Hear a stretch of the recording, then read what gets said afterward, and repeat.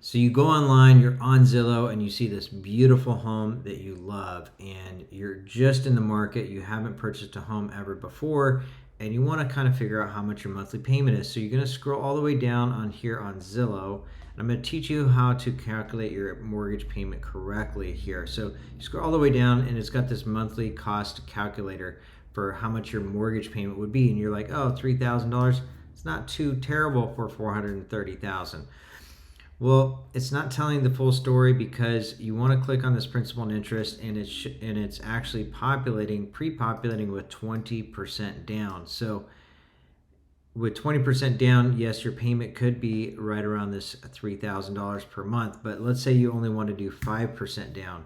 Well, that takes your payment up to $3,700. Now FHA, you can actually do 3.5% down and or do a down payment assistance.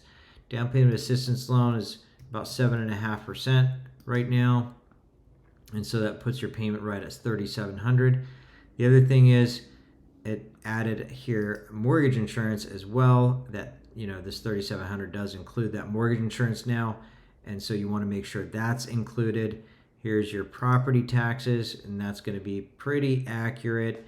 I actually use 1.2% a year instead of 1.1%. And then your homeowner's insurance, I would figure more like probably $3,000, just because in this area, homeowner's insurance has gotten a lot more expensive in the last couple of years.